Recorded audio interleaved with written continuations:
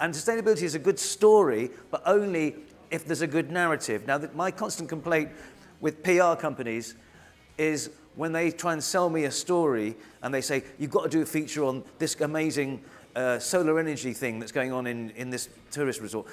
Yeah, but that's not a story in terms of the BBC or in terms of the travel show. It's an issue, it's good, it's a topic, but it's not a story. I'm sure Peter is well aware, he's about to come on stage, well aware of what I'm talking about. So there is this need to somehow transmit the passion about sustainability into material that makes good copy or good TV. That is just giving you the picture from the TV journalism side, the people who actually make the programs. And I think it'd be interesting to find out now in this next conversation about how publishers and the media can get constant engagement from PR and actually make sustainability at the top of the agenda. And that requires some work, I'd say. So let me welcome on stage the aforementioned Peter Greenberg, travel editor of CBS. He's been on already before. He is playing a double role, which has been interesting. He's going to be a panelist as well as the moderator. So I'd like to see him interrogate himself. So let's find out. Well, after yesterday's introduction, and you topped yourself, so thanks. Thank you, Rajan. Okay. The point that Rajan is making is a good one, because we heard it yesterday from the ministers, in fact, in one of the panels that I did, saying, how do you get the word out? What's the responsibility of the media? Not only in terms of the message, but the kind of message, and then, of course, the audience they're trying to reach. How do you make it relevant to their lives? How do you then take that thought and turn it into action? And that's not easy to do, especially in the wake of COVID-19. So to discuss that with me on stage, please welcome, where's Frédéric Vanhoutte, the CEO of Eventiz, and Duncan Horton, the CEO of the Jacobs Media Group. If I can ask these gentlemen to come up. Please welcome them. I'll sit over here.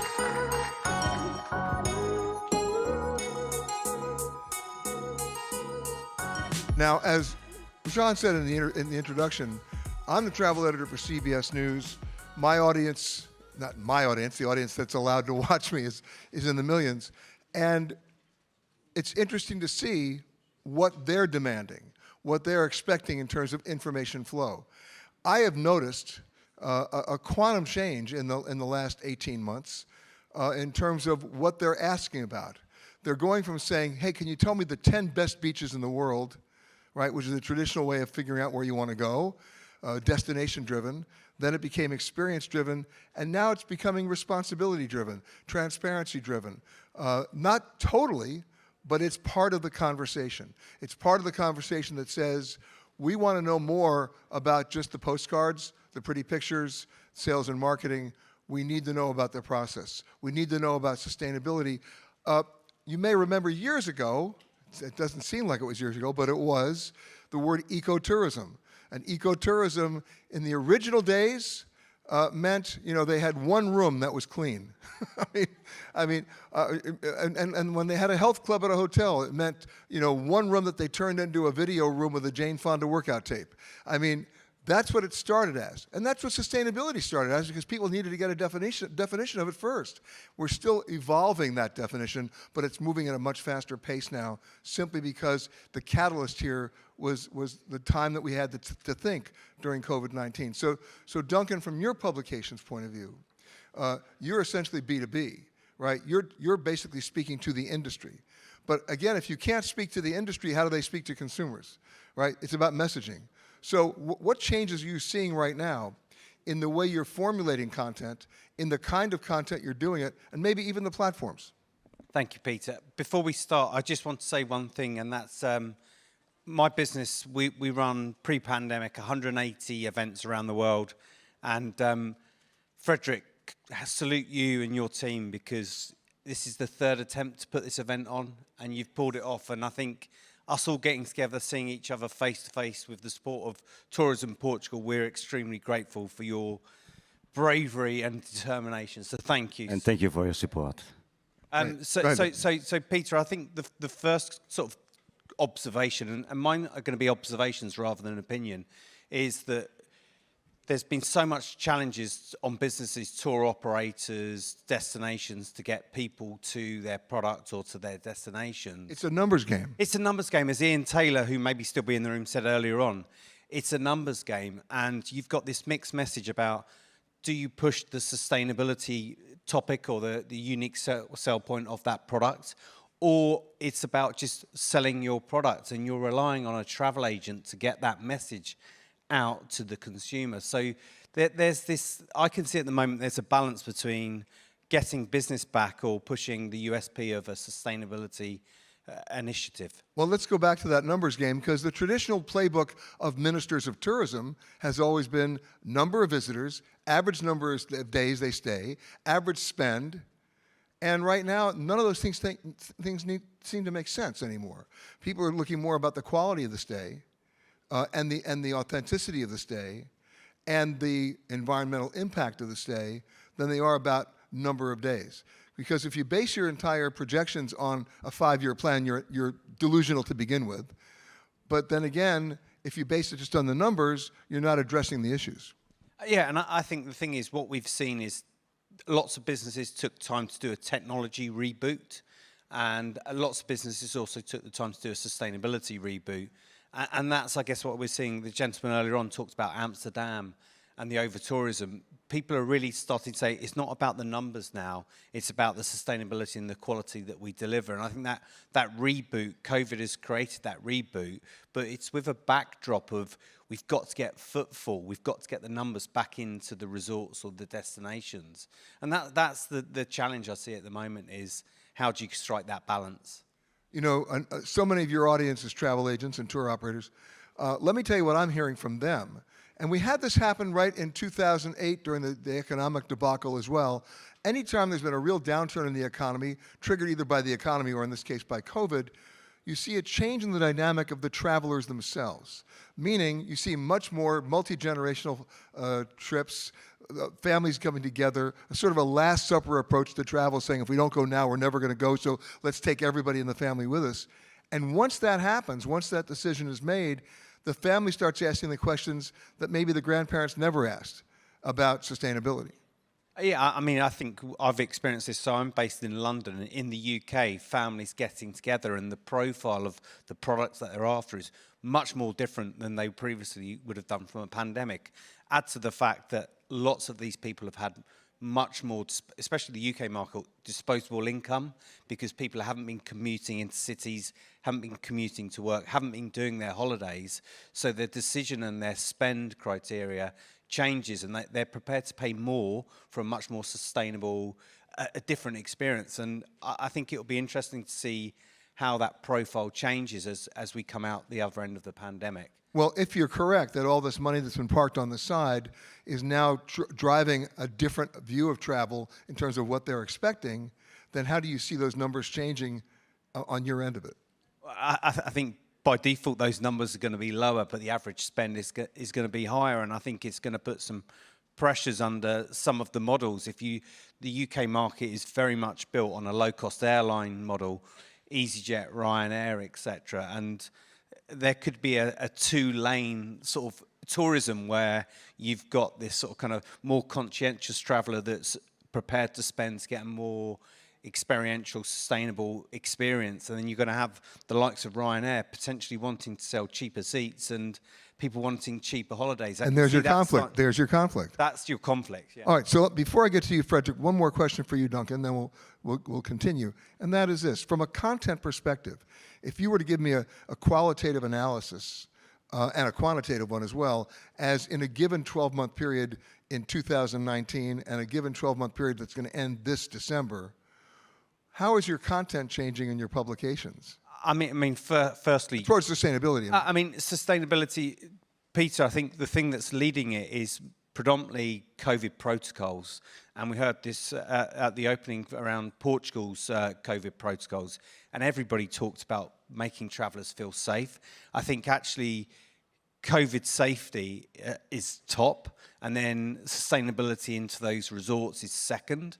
I still think COVID is so overarching because the first thing is to encourage people to feel safe to travel, And I can see the content is still very much, and I look at my features team and their schedule, and it's still all about introducing travellers back to feel safe. And like here today, I know that we're still wearing masks, but we can feel comfortable around our colleagues not wearing masks.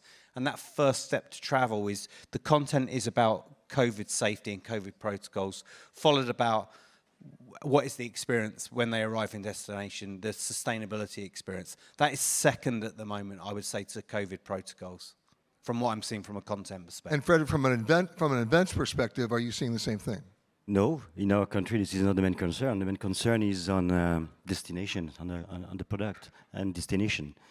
People are looking for to get more information on where they go, space available, the healthy environment, much more than the COVID protocols and security. They feel much more comfortable, but for a reason. France is an incoming country. So we travel domestic, and we welcome a lot of travelers. So that explains that the concern is mainly on final destination and what is to be done in the area, much more than taking a plane and travel. But isn't there a subtext, whether you're incoming or not, that people want to know, is the social distancing baked into the destination?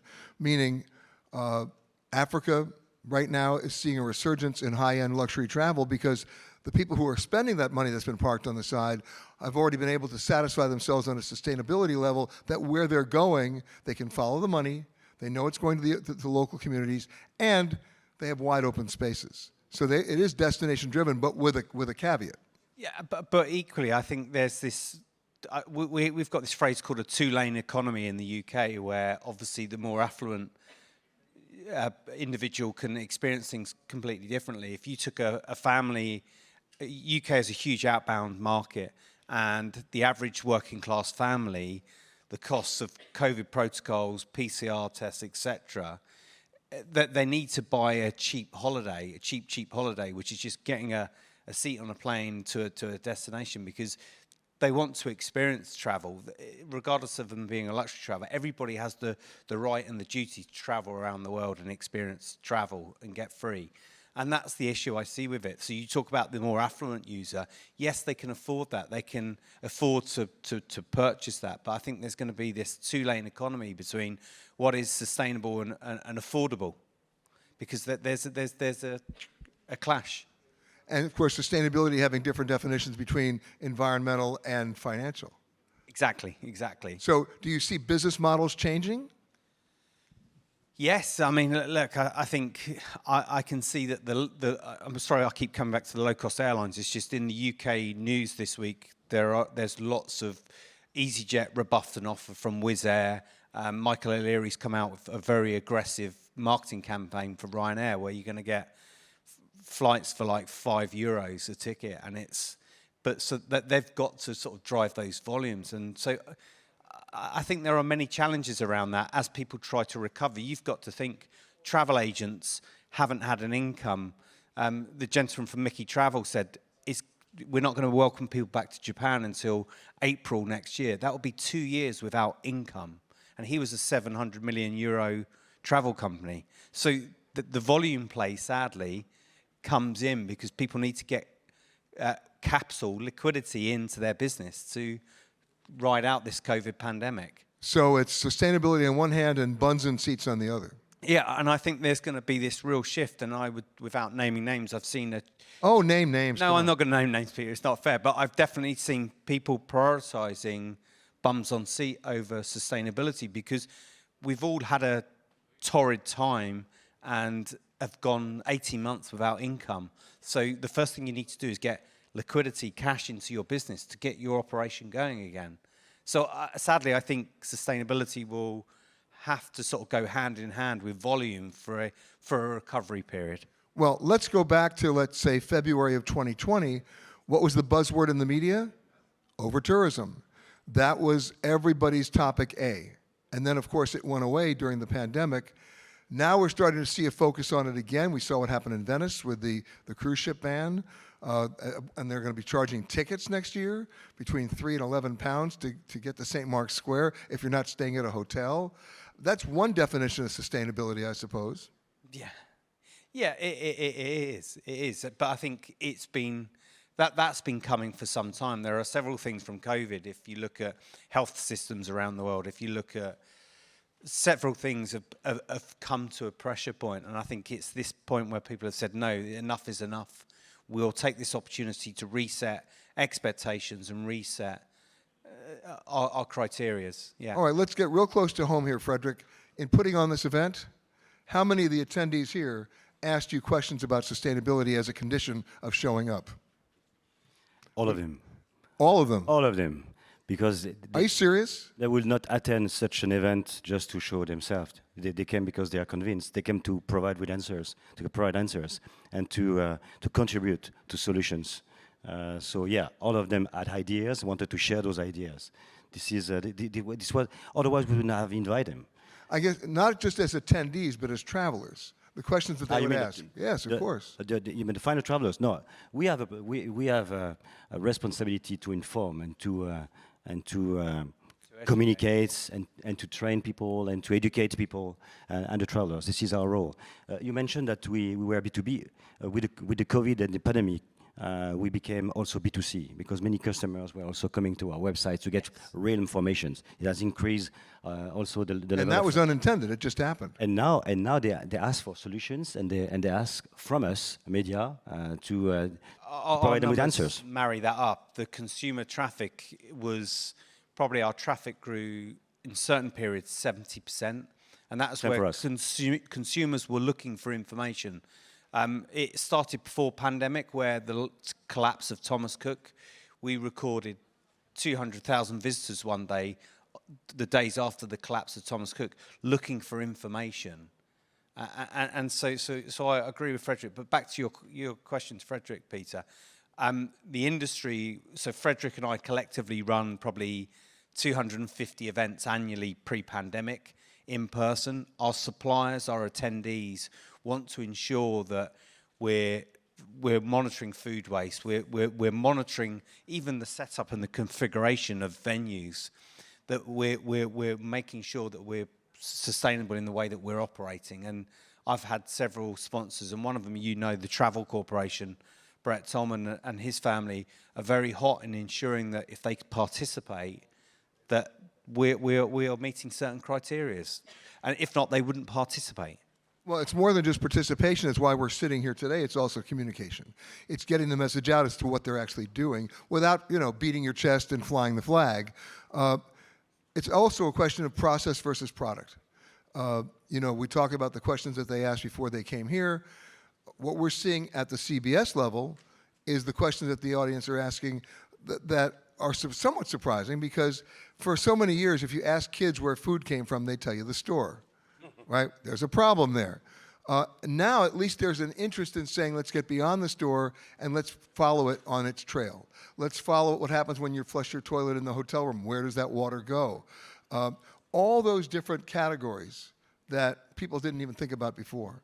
I'll give you an example of a story that we did about sustainability. In Thailand, there was a well-intentioned law that any hotel more than 300 rooms had to provide wastewater treatment facilities, black water treatment facilities, housing for their employees that was reasonable and friendly. And we found out that, yes, the law passed and everybody ignored the law. How did they ignore the law? The owners split up those 300-room hotels into 50-room packages of individual ownership where they didn't have to comply with the law. That's why they were closing the beach in Pattaya, because they were pumping raw sewage into the bay. There was a lesson there. They closed the other beach where they did the movie The Beach with Leonardo DiCaprio. But we got that story out. We were the ones who told that story, because if it had just stayed within the industry in Thailand, they would have basically not dealt with it, because it didn't deal with their numbers drive to get more people to come back to a polluted beach. So I think right now you're seeing a change in the media where it is topic A, or at the very least, as you suggest, Duncan, it's part and parcel with everything else we're talking about. It's not an agenda item that's back over there. No, and I agree, because people have had time to reflect. I think we've all used this word over the last 2 days, reflection, and I can definitely see, even within my organisation, where people want to work, where people want to live. we've reflected on how we operate, and I think that's going to flow through in terms of how we travel and what we expect from destinations and resorts. I think that's a really big change. I think it's come from where we've come from COVID. We've reflected on what we want from life, and I think that will flow through.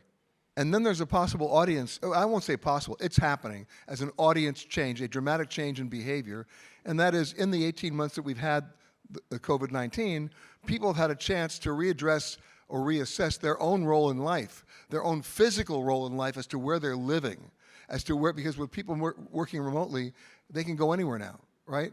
I just broadcast to Philadelphia an hour ago, right? I mean, it didn't matter where I was. But it does matter where you are if you're looking at quality of life and sustainability. And so we're seeing a huge quantum move in the labor force as everybody's moving to different locations, either because of quality of life or cost of living or both. And that's going to be reflected in the stories that you do, because you're dealing with a different audience now with completely different expectations. Yeah, I mean, from our business, we employ 80 people in London. We've now got, bizarrely enough, 4 people have moved to Barcelona. So Barcelona's clearly doing a good job in terms of enticing people. But you're right. Again, their outlook. I mean, I know for the people that have moved to Barcelona, they like the draw of the domestic tourism in Spain and the destinations, and they can travel more economically, more sustainably. And I know 2 people have chosen Barcelona as a base so they can enjoy a varied of travel experiences a much more sustainable way. And that changes the nature of the content that you're giving people, because they're looking for information in those areas as well. Yeah, absolutely. And also, I think what we've also seen is taking it back to Google, which I try to avoid, but if you look at, when I look at the traffic that comes to our website, the amount of keywords that people search, they kind of, it's amazing how you have to segment and slice and dice your media. Okay, so the first word is Kardashian, and what's the second word? but the keywords are, you've got 10 keywords that are driving a search query to your website to find information, and it's consumers. It's not trade. I mean, travel agents or tour operators use newsletters still. But for consumers like Frédéric and I have experienced, they're searching multiple queries or questions which they can't openly find from a destination or a tour operator. So Frédéric, as you emerge from this conference and begin to structure others, what lessons have you learned in terms of the sustainability questions that you've been asked in structuring your next conference? First, and the messaging. Yeah. Firstly, I want to thank you, Duncan, and your team and your group for the support you have provided with Resilience Council, with Laurie Myers, but of course Daniela's team. So again, thank you for that. Thank you. No one knows better the family than the members of the families. So what I learned is that in the coming months, to prepare the second edition of A World for Travel, we're going to ask also the other members of the family to be part of it, to be part of the discussions, and to make sure that we manage our future ourselves. We don't ask anyone else than ourselves what we can do concretely, all together, to change things. What I've learned is that people are willing to do good things. They want to improve things. They don't want over-tourism to keep going. They don't want water to be taken. They don't want lack of respect of population. They have understood, all of them, that we have to do something, and that is good for peace in the world. This is good for the industry, of course. It's good for our bottom line, but this is good for the planet as well. And when you have such a focus on all the interests of all people, that will work. Well, I can tell you from a media perspective, and there's historical proof of this, that when you have tourism-based economies or tourism-driven economies and the tourism leaves, governments are destabilized, governments fail, and peace is not at hand. Correct, yeah. Yeah. And on that note, peace at hand. Thank you very much, gentlemen. Frédéric. Thank you, Peter. Duncan. Thanks. Thank you, Frédéric. Thank you. Peace.